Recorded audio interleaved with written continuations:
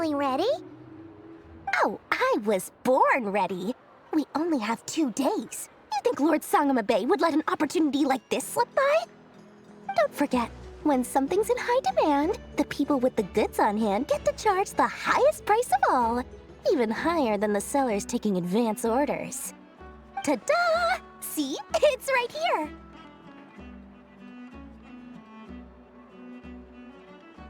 Oh, it's so pretty! Did you make it? No, I have a supplier. We go way back, so he made me a very attractive offer. Aha! No wonder you were talking about lucky charms at the meeting. You've been getting Kaveh to make them for you. That's not the full story. It actually started a while back as a project between me and the Dendro Archon. Mage Alice once warned me that this world won't stay safe forever. There may come a day when everyone faces a great crisis. I passed this on to the Dendro Archon, and she secretly brought together a research team made up of Sumeru's top scholars to invent a technology that could keep people safe. I won't go into the details because it's all very complicated, but if you want to know more, you can ask the Dendro Archon about it sometime. Anyway, point being, it was the Dendro Archon who asked Kaveh to build this little contraption. As one of the top Kasharawar talents, he was the obvious choice. Took him long enough. He stressed over it for ages. Must have gone through at least a dozen designs before producing a final product. But that's Kaveh for you. Marak delivered it to me a couple of days ago, along with a letter from Kaveh. Could I ask why I'm sending this technology to you? And what's your proposed use case? Has it been approved by the relevant authorities? So nosy. My fault for sending him the research permit to begin with. Surely Nahida must have told him you were involved in this project. He was probably just nervous because you're always so secretive about your business. Could be, could be. Anyway, I just replied, let's hope there never has to be a use case, because it would involve grave danger. Fair enough. But it sounds like he was just being cautious. He probably felt responsible as the one who made it.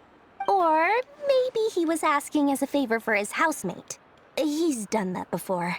Not sure why, though. His housemate doesn't seem to really care that much about this kind of stuff. Either way, all's well that ends well. I'm just glad to finally have my hands on the product.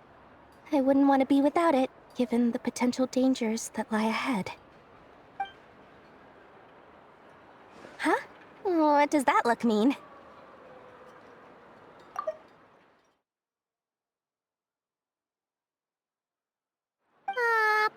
Paimon's just super surprised. This must be the first time we've ever seen you actually get serious about something. Well, a long time ago, I made a promise to myself. I promised that I was gonna live every day of my life with a big beaming smile. Obviously, Mora plays a big part in that.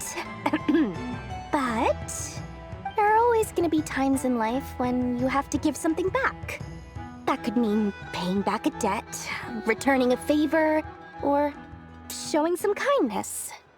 Alice has been a huge help to me over the years. She was the first investor I ever had. And I want my investors to know that Lord Sangamabe is the best in the business. And more than that, no one knows what the future will bring. Whatever happens, I want to make sure the Dendro Archon and all of Sumeru is prepared to face whatever comes. Oh, that? I was just making sure Nefer and I are square. Don't be thinking it was some sort of benevolent act. I'm no saint, so don't treat me like something I'm not.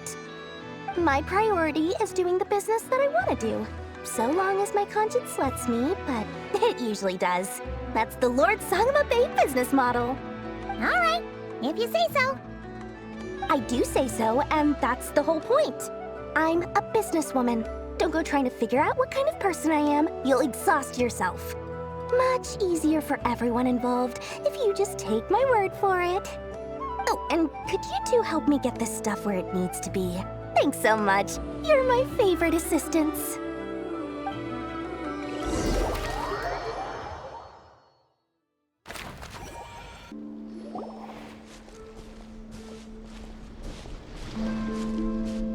Traveler, Paimon. It's good to see you. Everything going smoothly over here? Sort of. As you're probably aware, Varka, Durin, and I captured some abyssal creatures from the Wild Hunt. Per the plan, we dissected and analyzed some samples of these creatures. The process went very smoothly. The findings, however, come with some troubling implications. What? You can actually dissect the Wild Hunt? That depends on your definition of Wild Hunt and dissection. Harmless, lifeless. These words are accurate descriptions. The Wild Hunt is an interesting phenomenon. In and of itself, it doesn't seem to possess anything akin to a human personality. But taken as a collective, the medium through which the Wild Hunt is summoned does appear to have a soul. Master griped a lot about the wise Horoptetyr, and seemed somewhat fascinated with the foul Certology. But she barely mentioned Rächer at all. I don't think that was because of his lower social standing, though.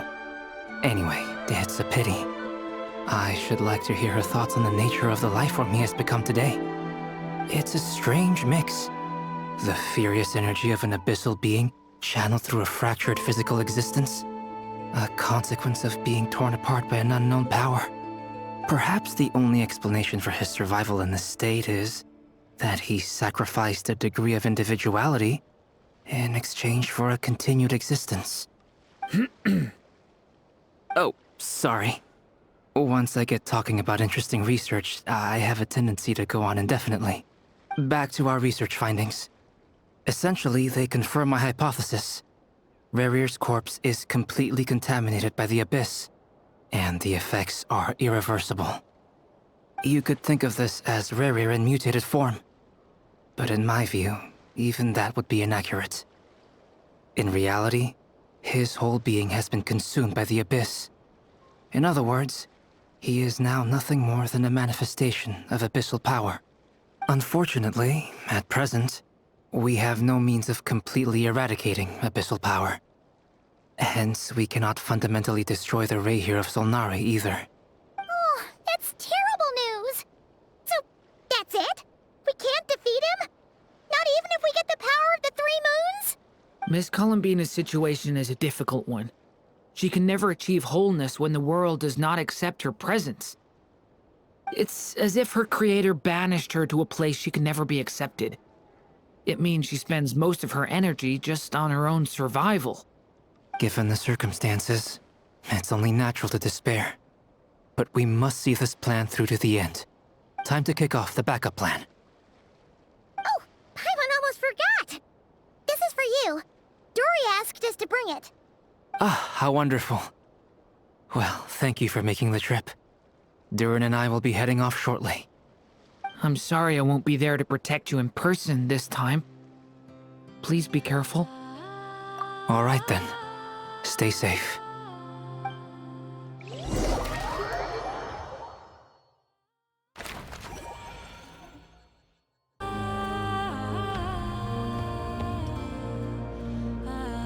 Miss Lauma, is everyone here? Yes. The fate of my flock is in your hands, Grandmaster Varka. Please keep them safe. My lady, what are you saying? Within the next 24 hours, we will face the biggest crisis the world has ever seen. This is not a burden that we deserve to bear. But I believe that we reap what we sow in this life. So I intend to act. I must do what I think is right. For me, that means fighting for the future of Nod-Krai. This gentleman is the Grand Master of the Knights of Favonius, Varka, Knight of Boreas. In my absence, please follow his lead. Hey, everyone. Guess I should introduce myself. Well, to start with, I know my way around a battlefield. Biggest strengths are honesty and hard-workingness. Anyway, point is, I don't intend to let Lauma down. I'm gonna do everything in my power to keep every last one of you safe and sound.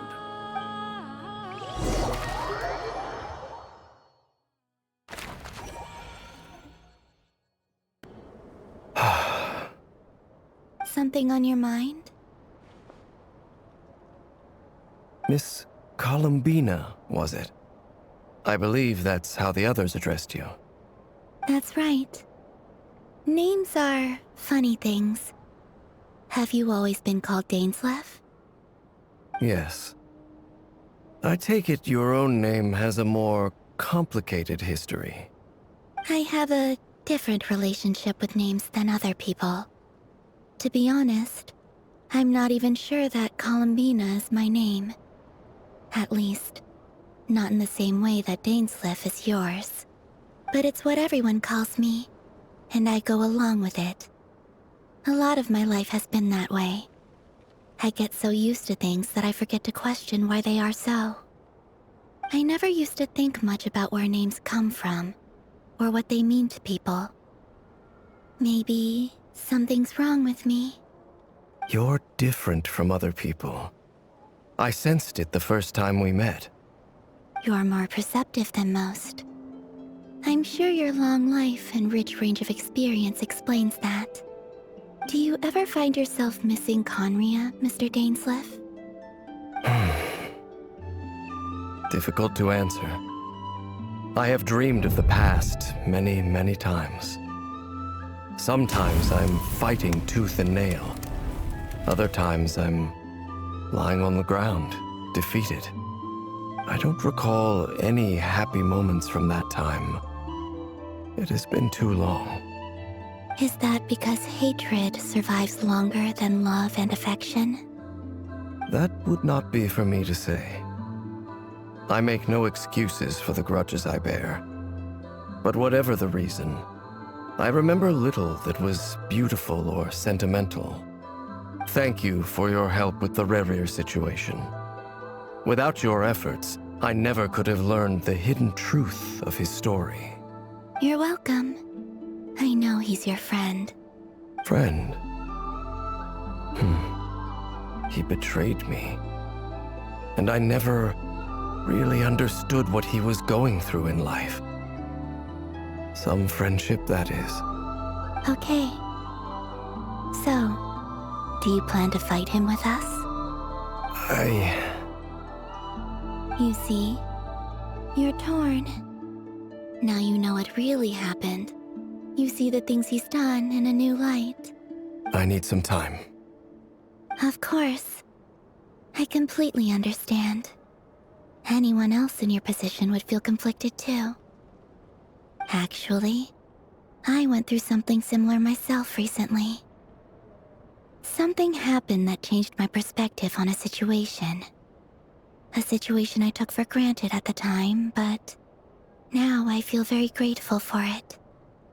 You mean the Harbingers who still support you, even though you've left the Fatui? Yes.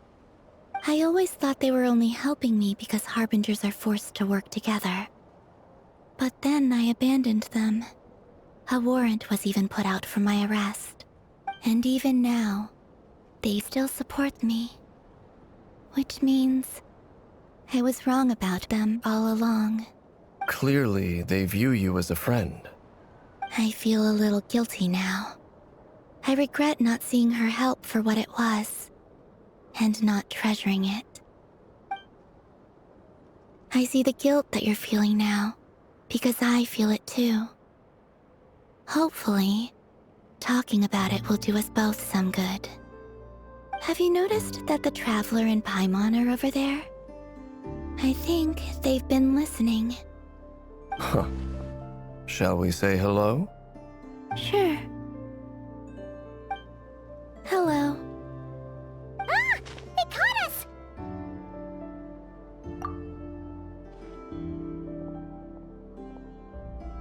I apologize for making you worry. No doubt you wish to know where I stand on the plan to take down the Rächer of Solnari. I'm afraid I need a little time, but I will seriously consider joining you. You will? Oh, thank you so much! Everyone will be so grateful to hear that! They needn't be. This was something that I was going to have to face up to eventually. That doesn't matter to them. They're grateful to you regardless. You can't control their gratitude, so just accept it. And then, have a think about whether you're willing to join us.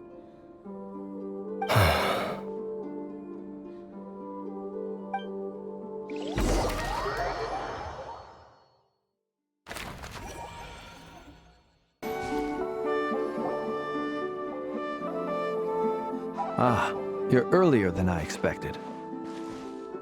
Hey, Flint's! Been waiting here long? Not too long. I came a little early so I'd have some time to think. Are you nervous about the battle? Quite the opposite. I'm reminiscing on my past battles. When I was awakened by the Ratniki, I had not touched a weapon in many years. I felt like the battlefield was not where I belonged. But after waging war against the Wild Hunt for so long, I came to realize something. A life of absolute peace is simply not a possibility for me. My restless flame indicates that somewhere inside of me, there is a deep yearning to root out the evil in this world. Oh, that doesn't sound like such a bad thing. Well, in the past, when I was a Fae whose primary concern was hibernation, it was hardly ideal. But it certainly serves me well here in the present. And I am delighted to be able to join forces with you in this endeavor. Looks like I'm not the first to arrive. Ah, Miss Lauma.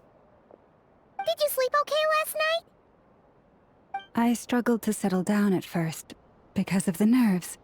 But don't worry. I got enough sleep in the end. I'll be just fine. Please, I'm just doing my part. Never! Over here! Aino asked me to relay a message. She said Anefa will be on high alert and keep a close watch over all secondary districts where defense is required, providing support as necessary. Meanwhile, Aino herself will provide range support to us directly, using her latest invention. Excellent. My thanks to all involved. The chess set's looking a little unstable. It won't hold him much longer. We should be prepared to engage at a moment's notice. No sense sitting around waiting. Let's make the first move while we still have the option. I agree. Paimon, find a safe hiding place. Got it! Be careful, Traveler! I will.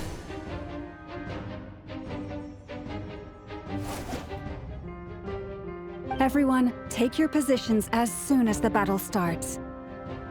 Every ounce of strength we have in our bones, let us bring to this fight.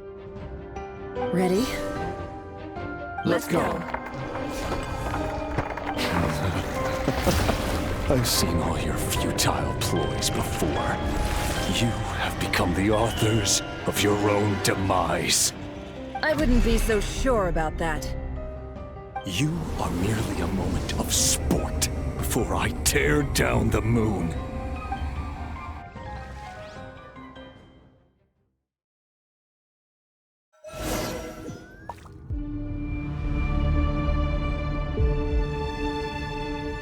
Stay on your toes. Yep, you too.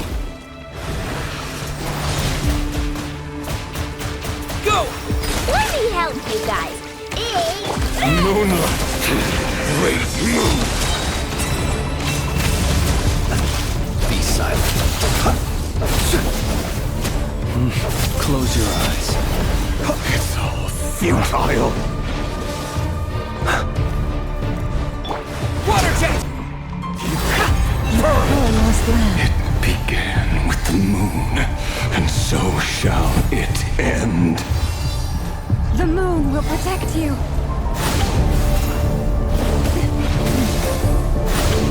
Leave this place. Stay your hand.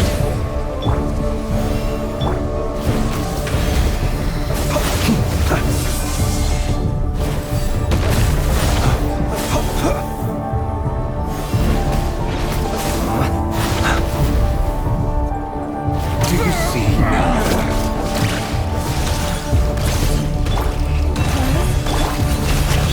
Fenivonir, when will it be as you foretold? Move!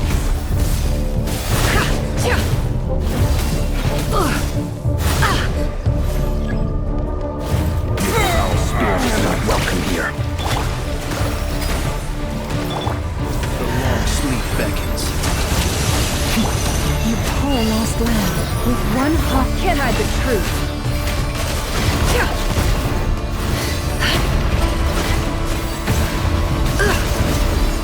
Let's see what you're made of. Moonlight betrays you.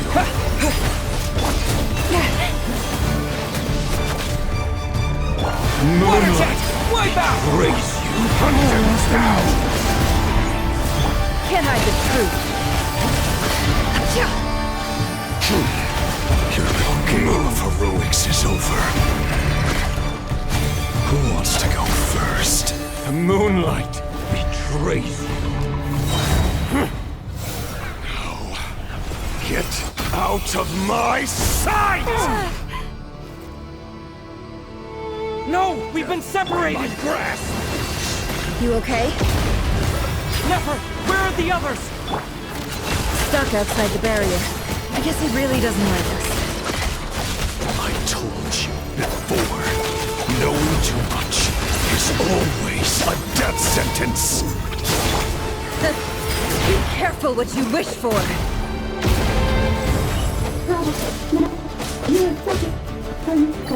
Lauma! Can you hear me? Silence.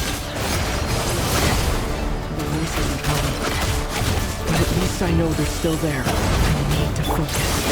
Stick to the plan. Remember my most important task. Just keep stalling him. If I can stall him for long enough, the moment will come.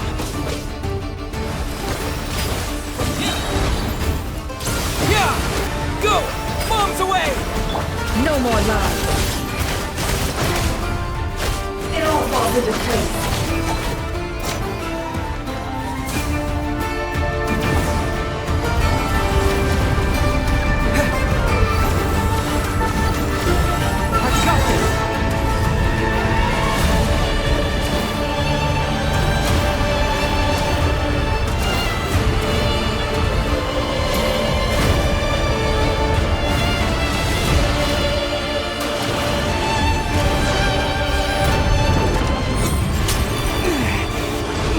Broken. I can't keep this up. Don't push your luck. Your death is within my grasp.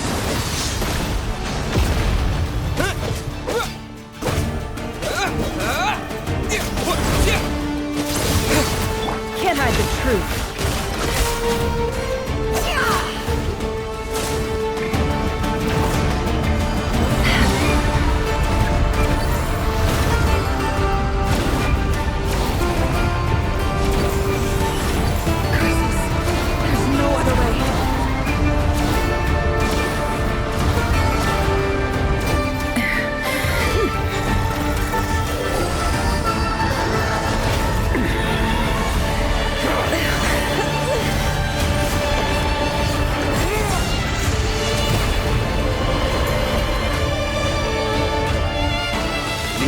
To defeat Rächer is to borrow his own power.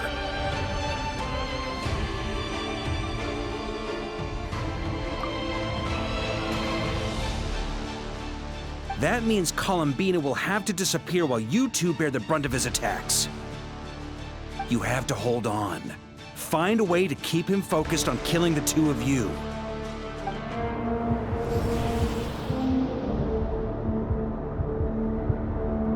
Nefer, your eyes are bleeding. Soon you will be powerless to resist. And then, I will reduce you to dust. But that dust will plague your memories.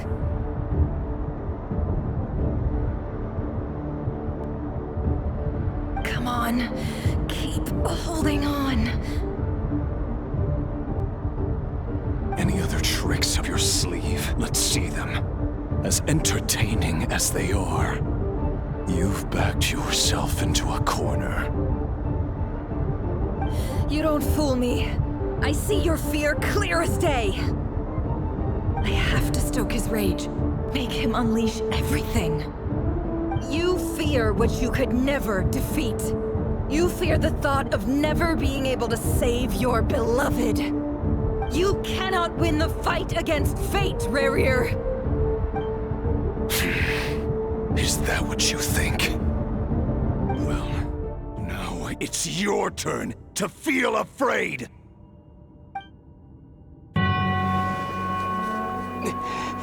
You fear the sound of your own name? Is it us you hate? Or is it what you've become? Let's see what becomes of you!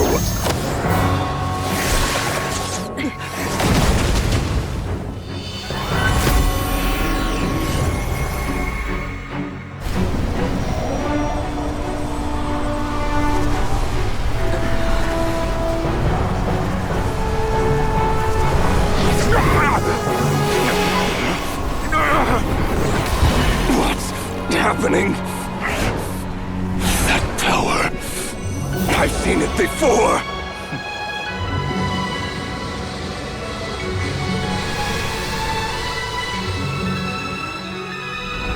His power is on another level. We'll need to use an alchemical array to convert his power into a usable form. Then quickly channel it into Columbina, rendering her powerful enough to compete with him. I'll join you. I can help.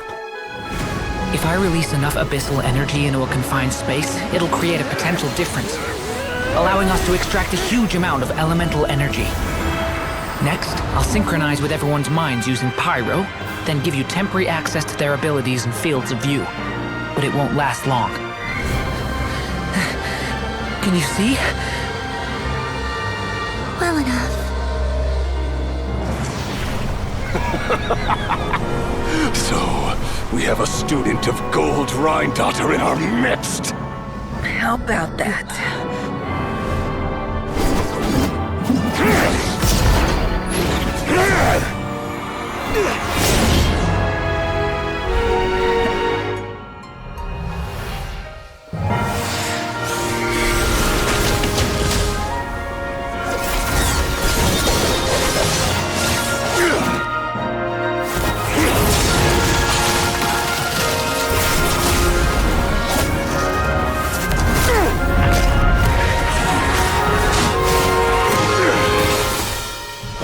You use my own power against me? Just like how you stole Kuvaki. Look familiar?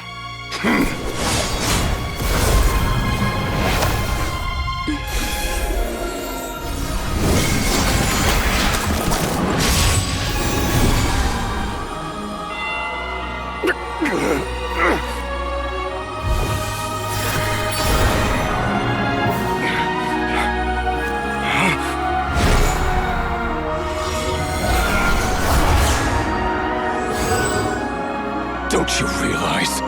You don't have the power to hold that gate open! I don't, but someone else does.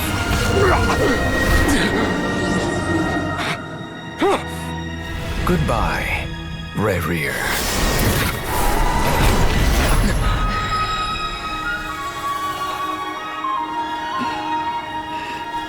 We won.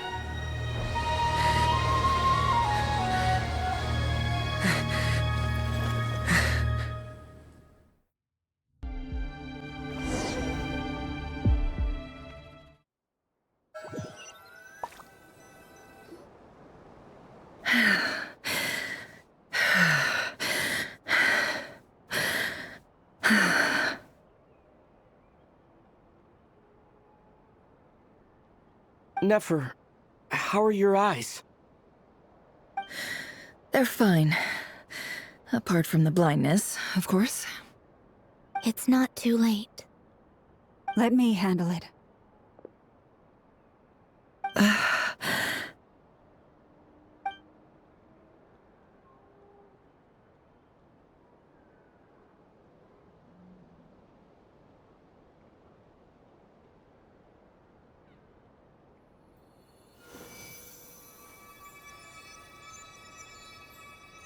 Miss Nefer, it's not like you to lose your composure. That was the most reckless thing I've ever seen you do. Reckless how? The situation was critical. Our lives were at stake. We had to do something. Even so. Okay. I guess you're right. Under the circumstances, it was a wise decision.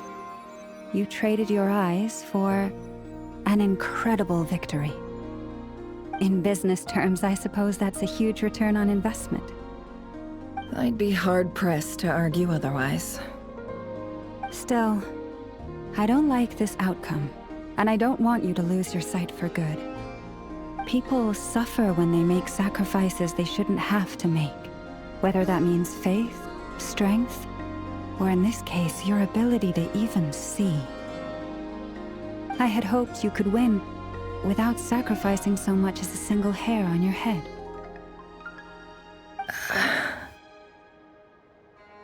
Thank you. Really. All done. Don't try and open your eyes just yet. We'll see how you're doing in a couple of days. Until then, please follow your recovery plan to the letter. I'll send full details through Yehoda. For now, just get yourself home, relax, and rest. My dear friends, we have fought bravely and achieved a spectacular victory. A dark cloud has been lifted from the skies of Nod-Krai. All in this land will be grateful for what you have done. The moon will remember this day. Thank you both.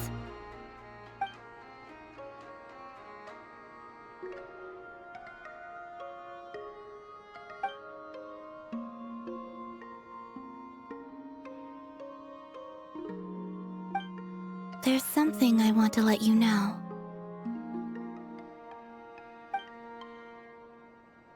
What is it? When Durin connected everyone's minds so I could access their powers, I also felt everything they felt. And since Nefer's eyes were injured, my eyes are hurting now too. Huh. Hold on. Let me try. I only feel the pain. There's no actual damage. I just thought I should tell you. You're right. There's no damage. That's a relief. But I must say, I'm surprised to hear the Kutar share something like this with me. In the past, you never used to open up about yourself. Things are a little different now from how they were. I'm learning to share how I truly feel with my friends. Friends? You have no idea how glad I am to hear that.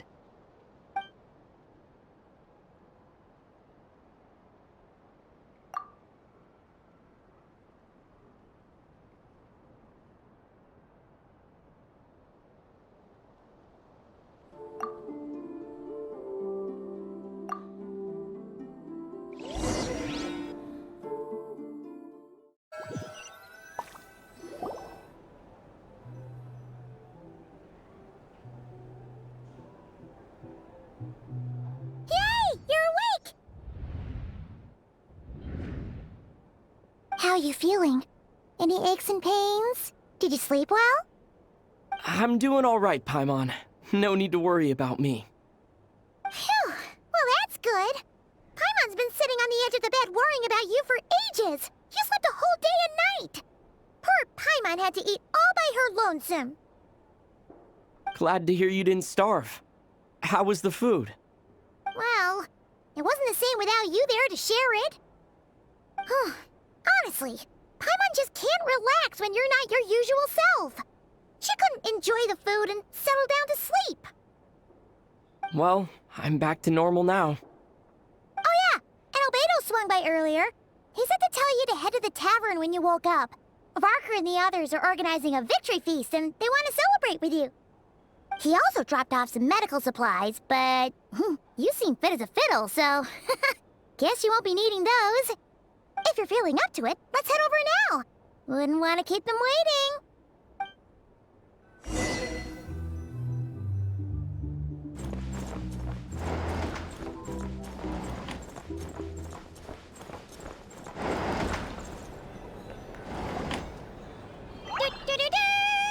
We're here! Oh, Traveler and Paimon! Perfect timing! We were literally just saying how there's no way we're holding this victory feast without you any longer, and we would have postponed it till tomorrow. How are you feeling today? Much better. Thanks. Don't worry about me. Relieved to hear it. If that changes, just let me know. Happy to check you over at any time. Yep, we're here for you. Anything you need, just let us know. Oh wait, where's Nefer? How are her eyes doing? Nefer's right over there. I'm sure she'd love to catch up with you. Hello, you. Recovered from the battle? Come on, what do you mean? Of course I'm gonna ask. I care about my friend's well-being. And we are friends, aren't we? Get yourself a drink. You've more than earned it. In fact, today, your drinks are on me. Lord Sangamabe's got you covered. Wow, really? What about Paimon? Has she earned it too? Has she? Please? Well, you haven't been through quite as much as the Traveler, but... what the heck, sure. Yay! Wow! Drinks on Dory! What a historic day. Hey, keep your voice down, or everyone else is gonna want in too. Have you heard anything I've been saying recently? Doing business in Nod-Krai has been an absolute nightmare. If I'm buying for everyone, oh... Okay. Paimon will speak more quietly. Jeez. That's more like it. Don't you forget, Lord Sangamabe doesn't just go around buying drinks for anyone and everyone. I thought of 1,000 ways to congratulate you, but now you're here, words are failing me. The honorary knight stuns them speechless once again. Well said. The honorary knight showed us all how it's done. The other knights told me that Mondstadt was the first stop on your journey. All of us are truly delighted to count you as our friend. I'd like to thank you for supporting the Knights of Favonius, and also for helping us save Nod-Krai. Nonsense! Of course I'm gonna mention it. This is more than just business. It's a relationship. And there can be no relationship without showing gratitude where it's due. I see you've recovered? You bet. Snooze his way to a full recovery. Glad to hear it. A healthy body is paramount. Nothing else in life is possible without it. So take it slow. You can't afford an injury. Paimon too! You really saved the day when you swooped in to open that gateway. I came to accept that although Rächer was my friend in the past, here and now, he was an enemy that must be defeated. Though I will never fully understand what happened between us, I could not let this crisis deepen any further. We fought a very necessary battle, and you played your part admirably. Yeah! And if you ever need to talk, just remember, we're always here. I'll do that.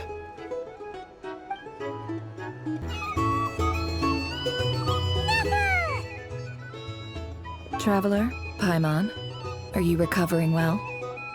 Turns out that moon chanter has some real talent after all. My eyes were mostly recovered after just a couple days' rest. I can actually open them again now. Yeah, but you gotta be careful. Lauma says not to strain your eyes while they're still healing. Yes, thank you. I'm well aware. Yehoda, could I borrow you for a moment? I could do with an extra pair of hands. Oh, sure. Coming. Did you hear that? I gotta go help Lauma for a second. You guys chat among yourselves. I'll grab us some drinks on the way back. Paimon, you still like 'em sweet? You bet!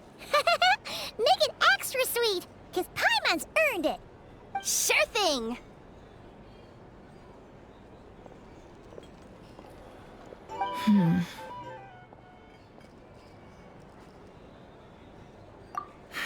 The Rächer of Solnari. Kind of a snake, don't you think? No, definitely a snake. A poisonous one who spewed his venomous hatred everywhere. Anyone who seeks revenge out of hatred for other people has become a snake. That's something my dad used to say. Perhaps. I'm sure it sounds like a very wise and open-hearted perspective to your ears. But me? I think hatred is a perfectly justifiable emotion. What else is left when everything you depended on in life gets stripped away?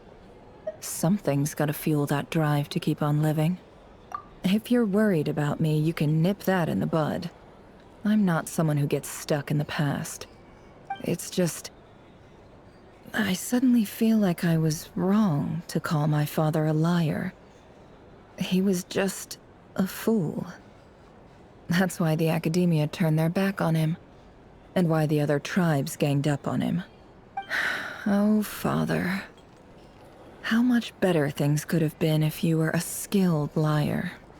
Look at the Ibis King. Thoth is a fiendishly cunning liar.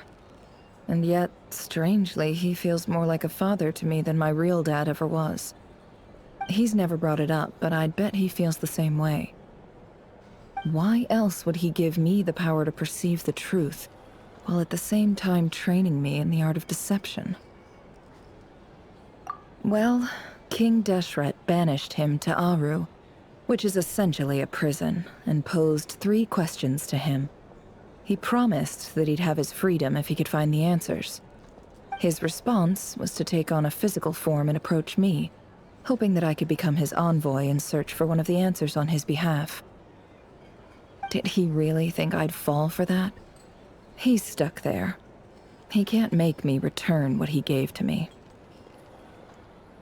So that's enough for you to decide he's nice, is it? He's a prisoner, and he was scared. So he decided to perform some good deeds to win people's approval. He lives in fear because he's a deceiver. How is Rächer any different? You can't work as a spy your whole life and expect a happy ending. It's preposterous.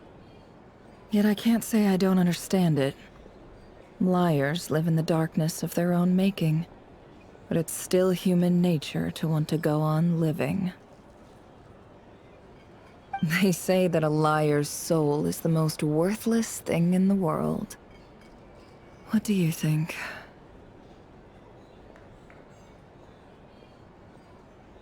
Oh, really? Well, it takes a very kind person to find compassion even for liars. If you ask me, the soul of a liar really is worth nothing, because all they care about is themselves. For example, when something good falls into my lap, I don't go sharing the news around. Stops other people trying to steal it from me.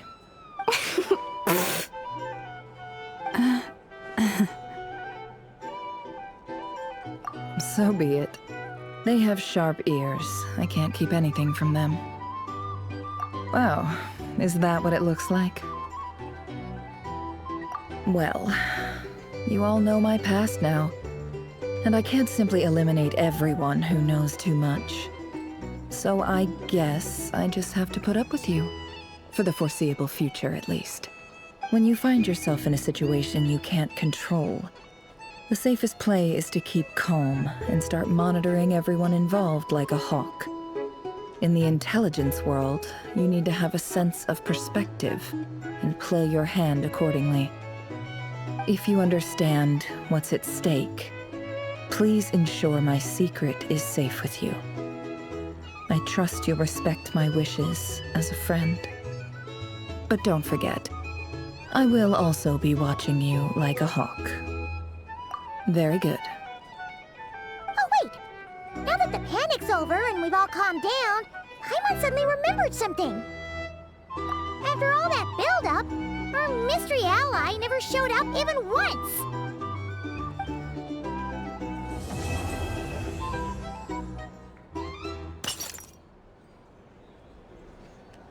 Huh? Am I imagining things?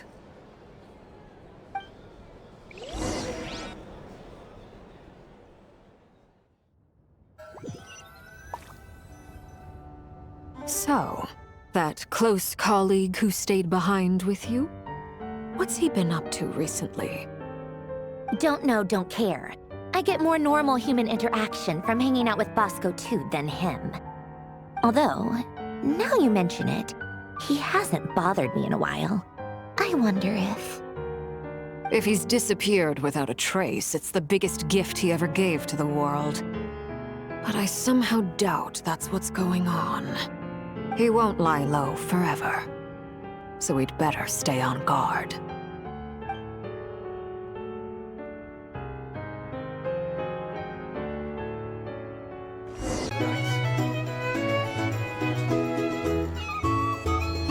Ah, Lord Sangama Bay.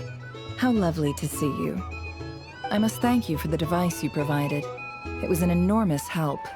Would I be right in thinking that it was developed by the Academia? Why come and ask me when you clearly know already? I mostly came to thank you. That's more like it. A little gratitude goes a long way with Lord Sangama Bay. Play your cards right, and you might even stand a chance of becoming my long-term supplier. The chance to work with such a kind and charitable investor as yourself would be a great honor for the Curatorium. Huh? Charitable? Who said anything about charity? First I'm hearing about it. Let's see. The first plot of land you purchased in Nod-Krai, your desert interests, and... Stop! What do you think you're doing? Exposing my investment history! It's nothing to hide from. They're all perfectly legitimate investments. And some of the land you purchased was with the intent of building a sanctuary? Yes, I heard about that too. How did you... You're a curious case, Lord Sangama Bay. You don't like people finding out about your good deeds, do you? But I'm afraid no matter how hard you try to keep things under wraps, where there's a will, there's a way. You did it for Sumeru, didn't you? It was empty land that was gonna go to waste otherwise. I figured if I built something there, it might at least get some use in an emergency. Disasters are capricious things. They strike without any warning.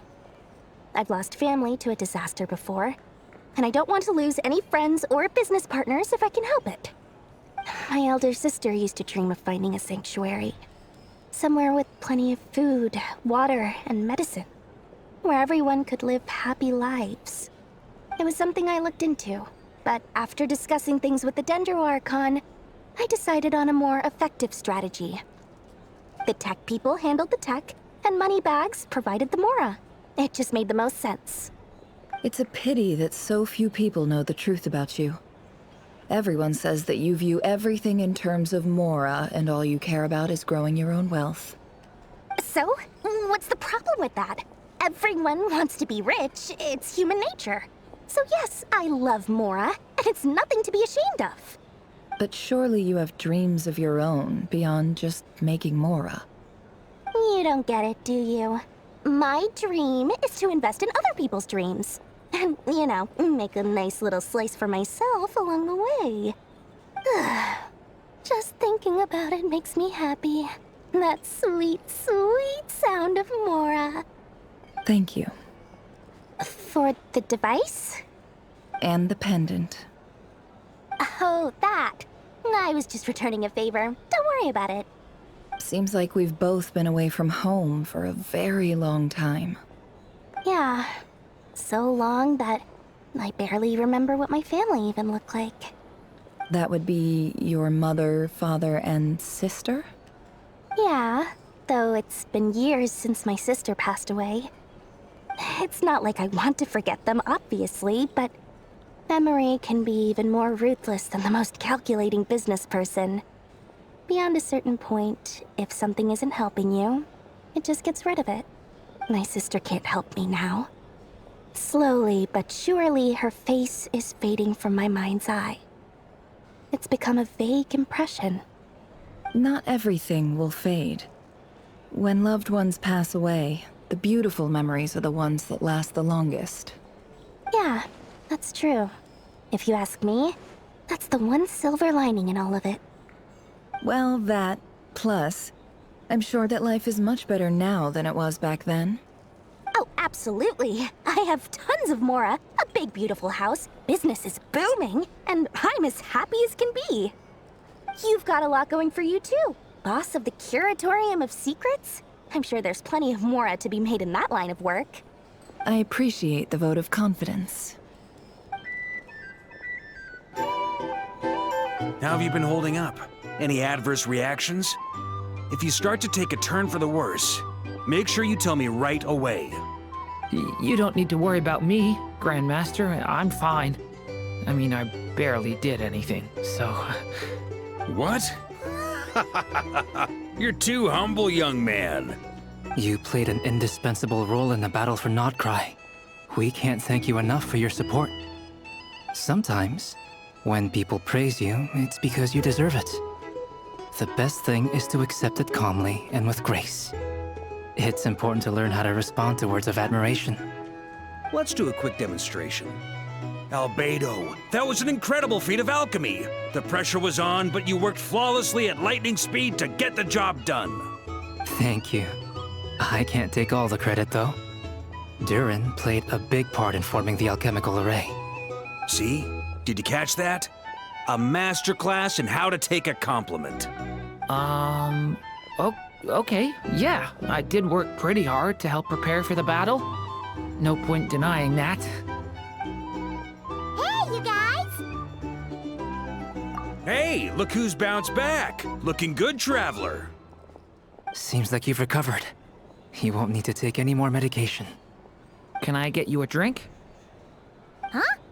You know how to order at a bar now? You've sure learned a lot recently. Handling a drinks order is ridiculously simple compared to alchemy. Don't worry, I'll blend into society yet. Paimon believes it. You're clearly a fast learner, just like your brother. To be totally honest, though, Paimon didn't quite follow all the details when you first explained the plan to us. Don't worry, that's completely understandable. Unless you're a student of alchemy, it's hard to grasp the principle and how the process works. To put it in the simplest terms, we saw how our enemy stole the power of Kuvaki. And that gave us the idea of stealing his power to turn it against him. When facing an enemy you have no hope of defeating, it's best not to engage them in battle. So, instead of looking for a way to overpower him, we decided to help Columbina get strong enough to at least stand up to him in a fight. For this to work, we had to analyze his modes of attack, confirm who his main target was, and make sure that he wouldn't go beyond the range of the alchemical array. For added security, we prepared a total of 4 arrays. But to mitigate the impact of the battle, we identified one location in particular as the ideal spot, which is where the confrontation took place. The alchemical array absorbed his abyssal power. Then Durin processed it to render it usable by Columbina. That power enabled her to do what would otherwise have been nigh on impossible. What surprised me was that Dainsleif actually agreed to join us. Given his history with Rächer, he had every right to sit this one out. But we're extremely grateful for the decision he made. It must have been a painful choice to make. But I'm sure that making a decision was far better for him than staying in limbo. Absolutely. He was torn between 2 paths, but in the end, he made his choice and stuck to it resolutely. He doesn't strike me as the sort of person who'd stay trapped in limbo for long. Anyway, however you cut it, everyone gave a stellar performance. And now, it's time to kick back and celebrate.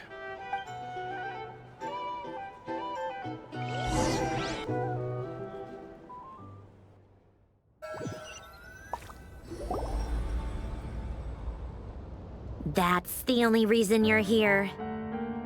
Yes. I've thought a lot about it. And I've realized that you, me, and Arlecchino should be friends. I think this is very important. So I felt I had to come and tell you. Well, this is a new one. I'm so moved. I can't even hold my teacup. If that's all, you can leave now. Do you not want to be friends with me? Or is it that you prefer being co-workers? What is this, Columbina? Are you deliberately testing my patience threshold? Right now, my politeness module is active. But if you say another word, I swear I'll shut it down. If your politeness module was active, Wouldn't you say the word please at some point? Polonia, please see Lady Columbina to the door. Will you still invite me to your next tea party? What? Yes, I think you will. Bye-bye, dear Sandrone.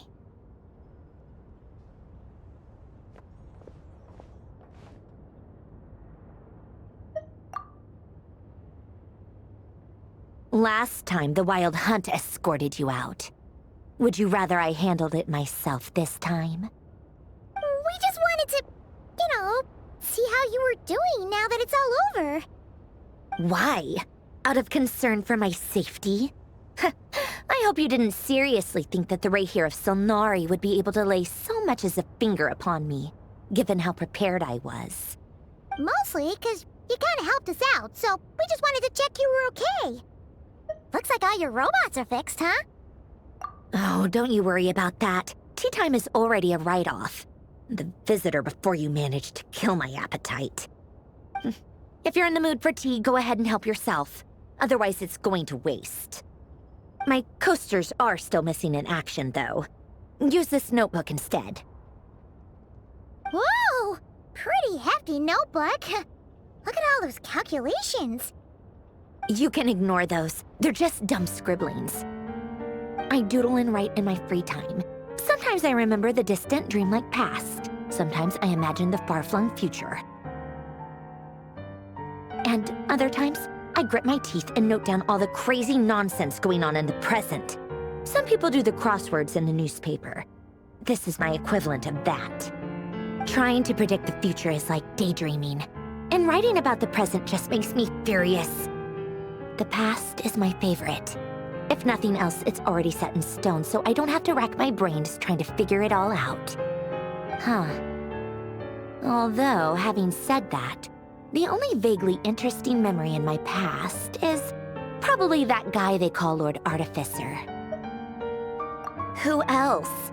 Pretty much all the mecha and Fontaine are his personal handiwork. Wait, are you saying you know him? Like, personally? As a friend? I mean, I guess we were friendly enough. Yep. In fact, I'm probably the only normal person left who knew him at all. We used to chat occasionally back when he was still around. Before he passed away, he asked me to destroy all his manuscripts. I honored his request, but I did read through everything first before destroying them.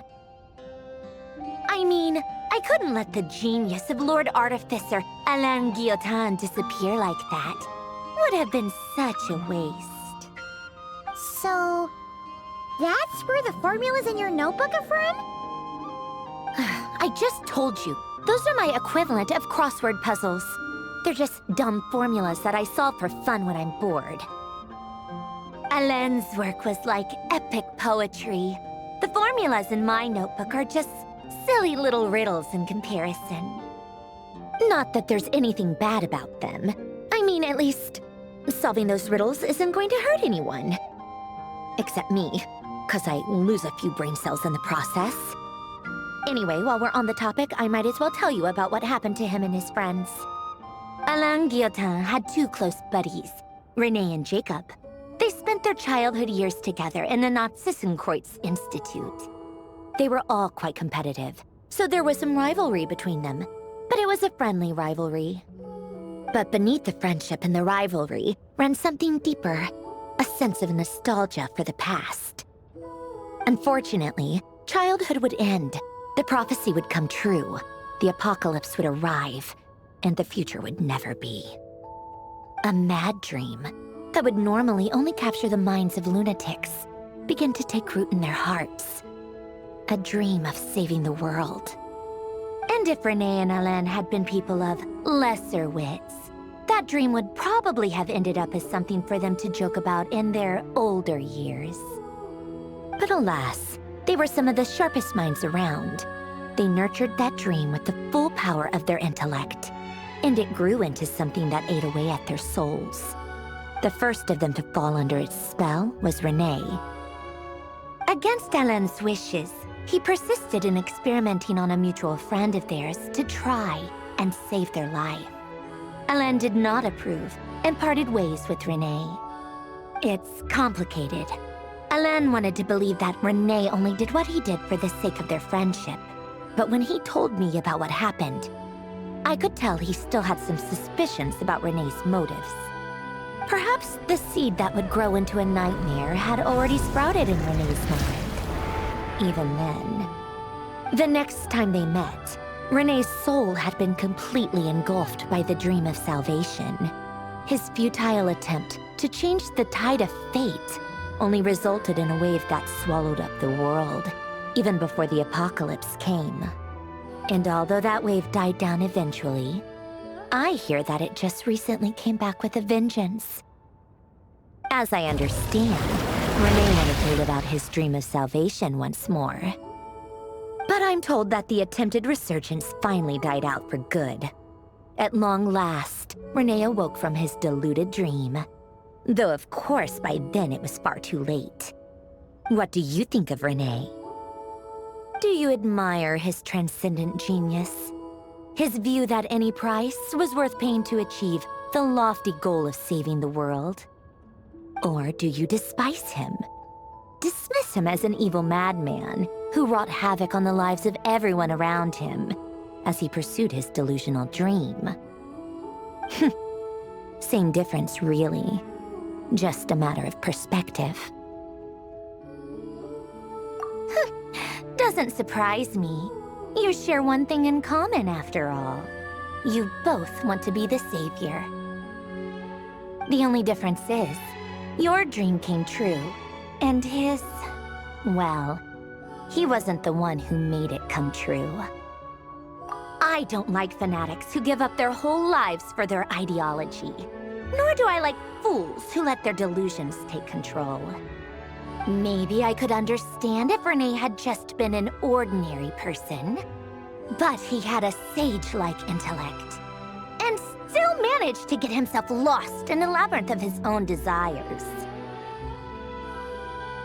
Anyway, that's enough about Renee. Now, moving on to Alain Guillotin, the Lord Artificer. He managed to put a stop to the first storm whipped up by Renee. But after that, Alain lost his friends and family. To his credit, I suppose, the loss of his family and friends was purely a tragic accident. It's not like Alain sacrificed them for his cause or anything. After that, the only thing supporting his work was the same dream that had dragged his closest friend down to the abyss. But although the desire to save Fontaine drove him to found the Fontaine Research Institute, Alain continued to reject any form of transcendental knowledge or power. He was suspicious and fearful of it, having seen the way it had affected his closest friend. I think that formulas and machines derived solely from human intellect were the only thing that gave him a sense of spiritual comfort. Yet Alain's intellect was simply too great. It barely left him space to breathe in his lifetime. Once he realized that the end of his life was approaching, he finally accepted the truth. The Nod-Krai Institute needed someone, and a human being, to see its story through to the end. He quit working on his formulas, trading them in for the fairy tales that had played such a formative role in his childhood, but which he barely touched in his adult life. He told me that the director of the Nod-Krai Institute used to read those fairy tales to the children as bedtime stories. Apparently, they worked wonders at sending kids off to sleep. I think that all he wanted at that time in his life was to be able to sleep deeply without being plagued by depression. By that point, nothing else really mattered. At the very end, he laid down to rest in the ruins of the former Nod-Krai Institute orphanage, while the Fontaine Research Institute he had founded continued tirelessly with its work. Many years after that, tensions over competing dreams would once again cause a rift, this time between members of the Fontaine Research Institute. But the actions of those fools had nothing at all to do with Alain. And that is the story of two people from the Nazi-Kreuz Institute who both wanted to save the world. One went all in on his fantasy of salvation without ever looking back, and ended up calmly sinking to the bottom of the deepest sea. The other sought desperately to burn bright in his life, even though he wasn't sure where he was going. I do sometimes wonder, why is it that people like them have such grand hopes of saving the world? Even the grandest tree starts as a tiny seed. So perhaps, for each of them, their mission to save the world began with a very simple desire: to save themselves. They were young children with friends and family who mattered to them, desires to explore the meaning of life, ambitions to have a successful career. They didn't want to see all of that taken away in one fell swoop. Or maybe they just wanted to find something to anchor themselves within the chaos, to stop them getting quietly swept away by the storms of life. But instead, the search for their own salvation took them down the rocky road laid out by fate. Do you think the desire to save oneself is enough of a justification to try and save the world? The way you said that sounded just like Alain. I asked him the same question back when he was in his prime, putting all of his energy into his work. He gave the exact same answer as you did. No elaboration, just a quick short answer before getting right back to his work. He was always that way. All right, tea time's over. I owe Arlecchino a favor for telling me these stories. I'll have to bring a whole sack of gifts the next time I visit the House of the Hearth. I'm gonna go tinker with Polonia now. You guys can do whatever you want, as long as it doesn't involve interrupting me.